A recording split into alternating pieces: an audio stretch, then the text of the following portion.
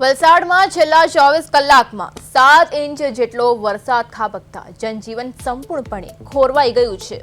જેને પગલે સાવચેતીના ભાગરૂપે જિલ્લાની તમામ શાળાઓમાં રજા જાહેર કરી દેવામાં આવી છે। હવામાન વિભાગે આગામી 6 જુલાઈ સુધી જિલ્લામાં રેડ એલર્ટ આપ્યું હોવાથી વહીવટી તંત્ર દ્વારા તમામ વિભાગોને સતર્ક કરી દેવામાં આવ્યા છે।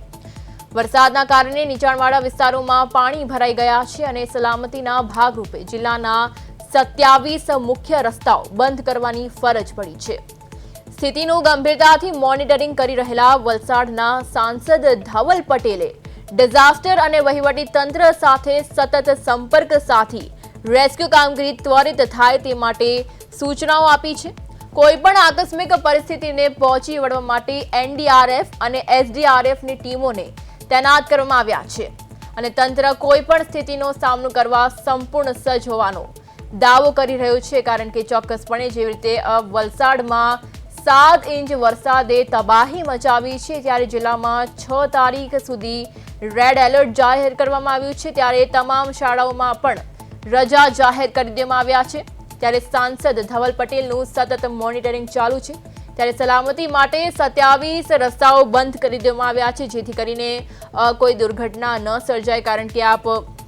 જેવી રીતે જોઈ શકો છો વલસાડ ડાંગમાં જળબંબાકારની જેવી રીતે સ્થિતિ સર્જાઈ છે, ત્યારે ઘૂંટણસમા પાણી ઘરો સુધી પણ પહોંચી ચૂક્યું છે। ત્યારે નીચાણવાળા વિસ્તારોમાં જેવી રીતે પાણી ફરી વળ્યા છે, ત્યારે એનડીઆરએફ અને એસડીઆરએફની ટીમ તો તૈનાત કરી દેવામાં આવી છે, પણ આ સાથે સાંસદ ધવલ પટેલ પણ સતત મોનિટરિંગ કરી રહ્યા છે। ત્યારે 6 જુલાઈ સુધી તમામ રસ્તાઓ જે છે તેને બંધ કરવામાં આવ્યા છે અને શાળાઓમાં પણ રજા જાહેર કરવામાં આવી છે।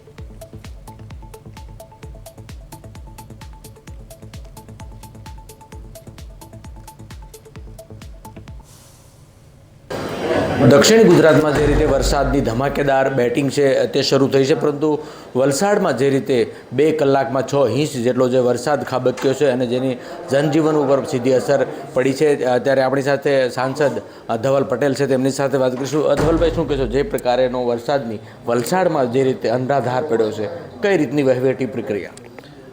વલસાડની અંદર સવારે 6 થી 8 દરમિયાન 6 ઇંચ જેટલો અતિ ભારે વરસાદ આવ્યો છે અને જે પ્રાથમિક જાણકારી અમને હમણાં મળી રહી છે એ હિસાબે 7 ઇંચ જેટલો અતિ ભારે વરસાદ વલસાડ જિલ્લામાં આવ્યો છે। નીચાણવાળા વિસ્તારમાં ત્યાં પાણી ભરાવાની ઘટના અમને ધ્યાનમાં આવી છે, પણ આના માટે તંત્ર પહેલી રીતે સજ્જ હતું। અમે તંત્ર સાથે મિટિંગ કરીને આ બધા જ નીચાણવાળા વિસ્તાર આઈડેન્ટિફાઈ ઓલરેડી અમે કર્યા હતા અને એમને ખસેડવાની પ્રક્રિયા પણ પૂરી રીતે અમે કમ્પ્લીટ કરી છે। એ રીતે અમારા નેશનલ હાઈવેમાં પણ પાણી ના ભરાય અને આપણો હાઈવે પર ચોકઅપ અને ટ્રાફિક જામ ના થાય એના માટે પૂરો પ્રયત્ન કરી રહ્યા છે। વલસાડ જિલ્લાની અંદર અમે શાળા અને કોલેજોમાં રજા જાહેર કરી છે, જેના થકી અમારા વિદ્યાર્થીઓ છે એમને કોઈ પણ જાતની પરેશાની ના થાય એના માટે પૂરો પ્રયત્ન અમે કરી રહ્યા છે। એ રીતે ડાંગ જિલ્લાની અંદર જે હમણાં અમે કલેક્ટર સાહેબ સાથે વાત કરી, ત્યાં પણ 5 ઇંચ જેટલો અતિ ભારે વરસાદ આવ્યો છે।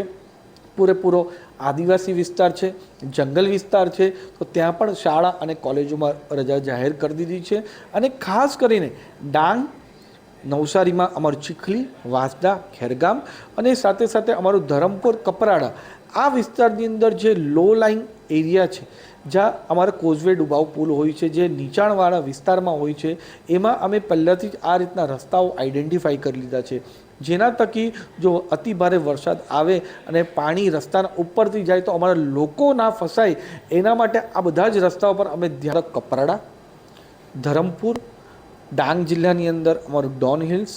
સાપુતારા હિલ્સ જ્યાં પહાડી વિસ્તાર છે, તો ત્યાં તંત્ર દ્વારા પહેલેથી જ આ રીતનું સુવિધા અમે તૈયાર રાખી છે, જેના થકી આ વિસ્તારની અંદર કોઈ પણ માણસ ફસાય તો તરત એમને રેસ્ક્યુ કરવામાં આવે। પ્રાંત અધિકારીને પણ ત્યાં સૂચના આપવામાં આવી છે કે એમણે એ જ વિસ્તારમાં રહીને ત્યાં મોનિટરિંગ કરીને લોકોને કોઈ પણ જાતનો હેલ્પની જરૂર હોય તો તરત પૂરી પાડે।